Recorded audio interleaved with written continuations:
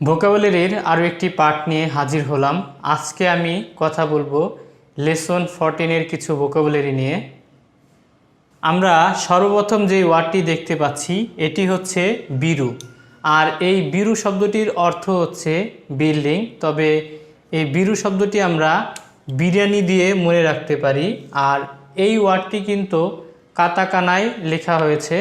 আমরা যারা এখন পর্যন্ত হিরাগানা এবং কাতাকানা না পারি, অবশ্যই কিন্তু আমরা হিরাগানা এবং কাতাকানা শিখে নিব। এবং হিরাগানা এবং কাতাকানা যদি না পারি তাহলে কিন্তু আমরা এই ওয়ার্ডগুলো উচ্চারণ করতে পারবো না। আমাদের এই ভোকাবুলারি শেখার আগে আমাদের কিন্তু হিরাগানা এবং কাতাকানা শেখা কিন্তু বাধ্যতামূলক। আমরা যারা এখনও পর্যন্ত না জানি অবশ্যই শিখে নিব। তার মানে আমরা সর্বপ্রথম দেখতে পাচ্ছি বিরু। এই বিরু শব্দটির অর্থ হচ্ছে বিল্ডিং। আর এই শব্দটি আমরা মনে রাখবো কিভাবে? বিরিয়ানি দিয়ে অথবা অন্য কোনো কিছু দিয়ে মনে রাখতে পারি। তাই বিরু মানে হচ্ছে বিল্ডিং। ওয়ার্ডটি যদি দেখি, এখানে আছে কোয়েন। এই কোয়েন শব্দটির অর্থ হচ্ছে পার্ক বা উদ্যান। পার্ক সাধারণত অনেক বড় এবং গোল হয়। আর এই কোয়েন থেকে আমরা কয়েনের কথা চিন্তা করব। যেমন আমাদের 5 টাকার কয়েন, 2 টাকার কয়েন, 1 টাকার কয়েন, এমন বিভিন্ন রকম কয়েন আছে। ঠিক কয়েন দিয়ে আমরা কোয়েন মনে রাখবো। আর এই কোয়েন মানে কি? পার্ক বা উদ্যান। তারপর আমরা দেখতে পাচ্ছি কিচ্ছাতেন। এখানে আমরা নতুন আরও একটি ওয়ার্ড শিখতে পারলাম, কিচ্ছাতেন। এই কিচ্ছাতেন শব্দটির অর্থ হচ্ছে কফি শপ।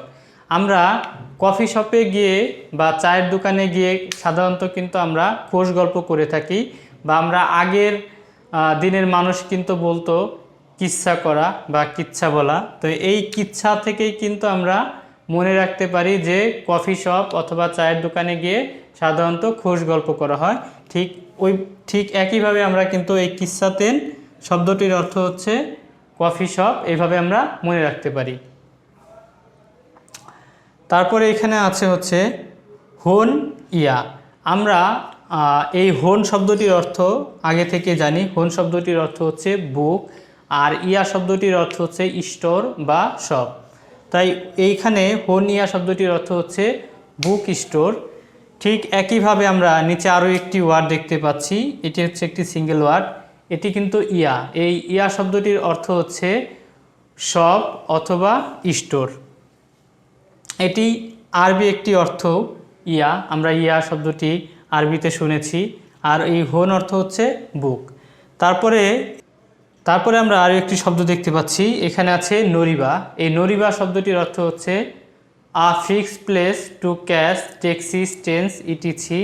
তার মানে অর্থ হচ্ছে ট্যাক্সি অথবা ট্রেন ধরার নির্দিষ্ট জায়গা। এই নরিবা মানে হচ্ছে আমাদের কিন্তু নড়ে চড়ে এক জায়গা থেকে আরেক জায়গায় গিয়ে তারপরে ধরতে হবে। আমরা যখন বাস, ট্যাক্সি, ট্রেন এই জিনিসগুলো হচ্ছে ধরি বা ধরতে চাই, সেক্ষেত্রে কিন্তু আমাদের একটি জায়গা স্টাক হয়ে থাকলে হবে না, সেখান থেকে কিন্তু আমাদের মুভ করতে হবে। আমরা যদি বাসায় থাকি তাহলে বাসা থেকে কিন্তু ট্রেন স্টেশনে যাইতে হবে।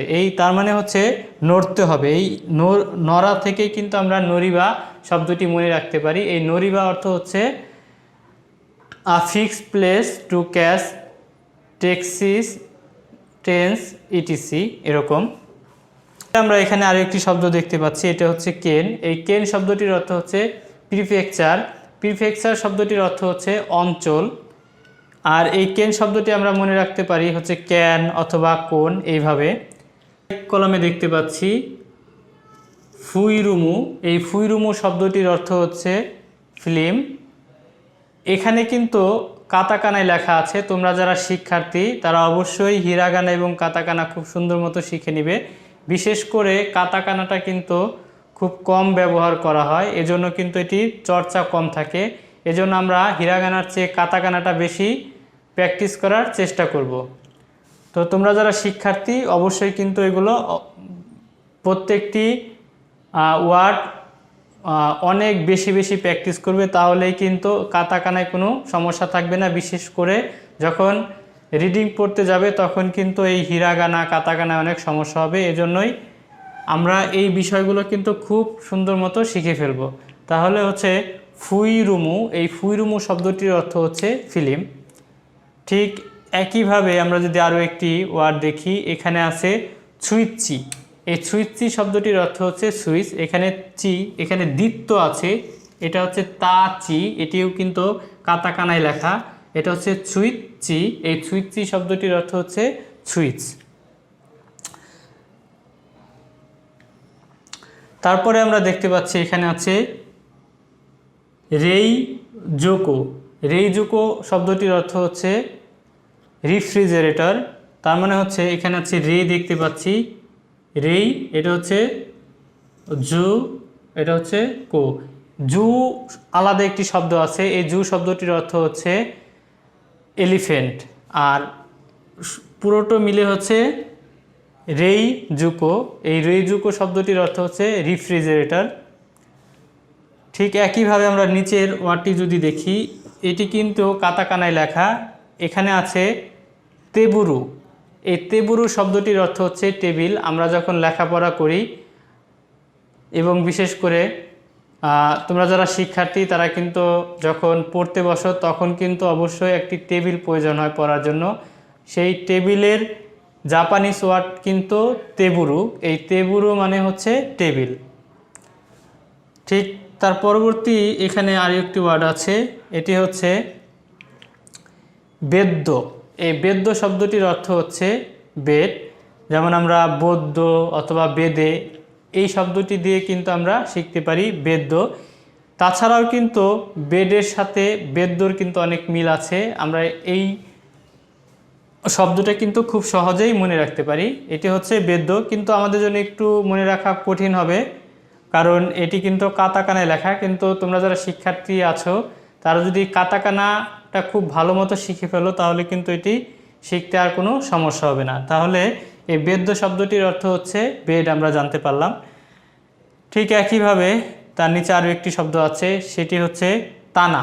এই তানা শব্দটির অর্থ হচ্ছে শেলফ বা তাক। আমরা ঘরে আমরা যেই তাক ব্যবহার করি সেটি কি শেলফ বা তাক।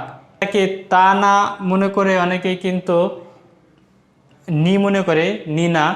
এই নিনা হবে না, কিন্তু এটা হচ্ছে তানা। এই তানা শব্দটির অর্থ হচ্ছে শেলফ বা তাক।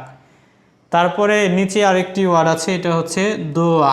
হ্যাঁ, এই দোয়া, আমরা দোয়া শব্দটির অর্থ হচ্ছে ডোর। আমরা যখন প্রার্থনা করি বা দোয়া করি সেই দোয়া, এই দোয়া শব্দটির অর্থ হচ্ছে ডোর। তারপরে আছে মাদো।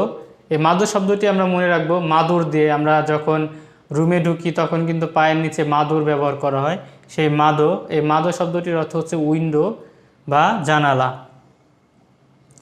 এবং সর্বশেষ আরও একটি ওয়ার্ড আছে, সেটি হচ্ছে পশুত। আমরা মানুষ, পশু, গরু, ছাগল এরকম অনেকভাবেই বলে থাকি যে সে তো পশুত, হ্যাঁ সে তো পশু, এরকম বলে থাকি, মনে রাখার জন্য বলছি। তাহলে এখানে এই পশুত শব্দটির অর্থ হচ্ছে মেইল বক্স বা পোস্ট বক্স। মূলত আজকের ক্লাসে লেসন 14 থেকে কিছু ভোকাবুলারি নিয়ে এভাবেই ডিজাইন করা হয়েছে। পরবর্তী ক্লাসে লেসন 14-এর আরও কিছু ভোকাবুলারি নিয়ে আলোচনা করব। আজকের মতো এ পর্যন্তই।